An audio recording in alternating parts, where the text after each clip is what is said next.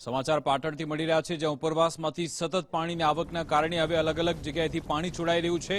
Patan Saraswati બેરેજના 2 gate ખોલીને પાણી છોડવામાં આવ્યું છે। પાટણથી સુજનીપુર રોડ પર આવેલા ડીપમાં એટલા માટે જ હવે વહેણ આવ્યું છે। 2 થી 4 ફૂટ સુધી પાણી વહેતા વાહન ચાલકો મુશ્કેલીનો સામનો કરી રહ્યા છે। વાહન ચાલકો જીવના જોખમે પોતાના વાહનો અહીંયાથી પસાર કરવા મજબૂર થયા છે। પાટણથી સુજનીપુરને જોડતો આખો રસ્તો જે અત્યારે પાણીમાં ગરકાવ છે। 2 જિલ્લાને જોડતો આ માર્ગ છે।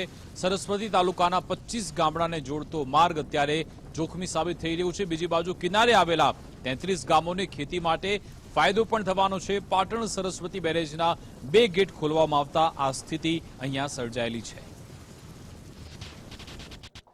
મારું નામ છે બારોટ રૂપચંદ મણીલાલ। હું રાંજણનો વતની છું। હું પાટણ જતો હતો, વચ્ચે પેલો જે સુજનીપુરથી પાટણ ડીપ બનાવી છે નદીની, સરસ્વતી નદીની, પાણી બહુ છે। 3-4 ફૂટ પાણી છે। પબ્લિકને હેરાન થાય છે। બાઇક, એક્ટિવા, ગાડીઓ બંધ થઈ જાય છે અને બહુ તકલીફ પડે છે પબ્લિકને। એટલે સરકારને આની કોઈક વ્યવસ્થા કરવી જરૂરી છે। સરસ્વતી ડેમના દરવાજા ખોલી નાખેલા છે। આ લોકોને પબ્લિકને કોઈ ખબર છે નહીં। પાણી આવી ગયું કેડે કેડે હમેલ, આ હેડવા વાળી કોઈ અજાણી વસ્તી આવી પડી જાય અંદર તો કોઈ બચાવવા વાળા કોઈ ના હોય, તંત્ર શું કરે તંત્રનો ખબર નહીં હોય। આ તો માધ્યમથી મીડિયા વાળા કોઈ આવ્યા છે, ત્યાં માધ્યમથી મીડિયા વાળા હોભળે તો એની કોઈક વ્યવસ્થા કરે તો સારું। ન કે જેટલી પડી જાય તો પત્તો તંત્ર ઘણા આવશે, અમે ઓમ કરીશું, અમે ઓમ કરીશું, અમે તો આટલો લાભ આલ્યો તો અમારી સરકાર ઓમ કરે છે, અમારી સરકાર ઓમ કરે। સરકાર આપણી હારી છે પણ આ વચેટિયા નહીં હારા। ઉપરવાસમાં જે રીતે ભારે વરસાદ વરસ્યો અને વરસાદ વરસવા બાદ જે નદી નાળા છે જે છલકાયા છે, ત્યારે પાટણના સરસ્વતી બેરેજમાં પણ પાણી છોડવામાં આવ્યું છે અને તેના 2 દરવાજા છે તે ખોલવામાં આવ્યું છે। મારા પાછળના દ્રશ્ય બતાવવાની કોશિશ કરીશ કે જે સરસ્વતી બેરેજમાંથી જે પાણી છોડવામાં આવ્યું છે, ત્યારે આ પાણી જે છે તે સરસ્વતી જે કહી શકાય કે સુજનીપુર રોડ પર આવેલો કોઝવે પરથી નીકળવા માટે લોકો છે તે મજબૂર બન્યા છે। તમે દેખી શકો છો કે બાઇક ચાલકો છે પોતાના અડધા બાઇક પાણીની અંદર ડૂબી ચૂક્યા છે। અહીંયા કોઈ પણ જાતનું તંત્ર છે તે નથી આવ્યું, કોઈ જાતના બેરિકેડ મૂકવામાં નથી આયા। કહી શકાય કે જે લોકો છે પોતાના જીવના જોખમે આ કોઝવે પરથી એક જગ્યાએથી બીજી જગ્યાએ જઈ રહ્યા છે।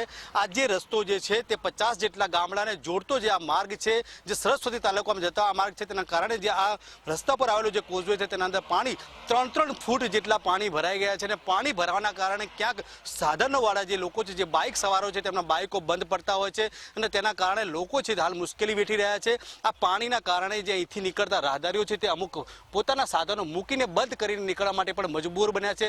વાત કરવામાં તમે દેખી શકો, બીજા પણ એક દ્રશ્ય બતાવવાની કોશિશ કરીશ કે બાઇક સવાર જે છે આવી રહ્યા છે તે પોતાના જીવના જોખમે કહી શકાય કે અહીંયાથી નીકળી રહ્યા છે અને અહીંથી જે પાટણ તરફ જઈ રહ્યા છે અને મજબૂરીથી આ પાણીને અહીંયાથી નીકળવા માટે મજબૂર થઈ રહ્યા છે, કારણ કે આ રસ્તો જે છે તે રસ્તો પાટણને જોડતો માર્ગ છે અને પાટણના અંદર કામ અર્થે જે આમના ગામના લોકો જે છે જે મોટા છે, પરંતુ આ જે પાણી છે તેનાથી ક્યાંક ને ક્યાંક ખેડૂતને તો ફાયદો થવાનો છે, કારણ કે પાણીના જે સ્તર છે તેને ઉપર પણ આવવાના છે ને જે લોકો જે ખેતીદાયક છે તેને પણ ફાયદો થશે। પરંતુ અહીંયા હાલ તો જે છે આ કોઝવે પરથી નીકળતા લોકો જે છે હાલ આ પાણી ભરવાના કારણે મુશ્કેલીમાં મુકાય છે, પરંતુ તંત્ર આ જવાબદાર જે લોકો જે છે અહીંયા બેરિકેડ ક્યારે મૂકે છે, અહીંયા તંત્ર જે કહી શકાય કે પોલીસ બંદોબસ્ત ક્યારે મૂકે છે તે તો હવે જોવું રહ્યું।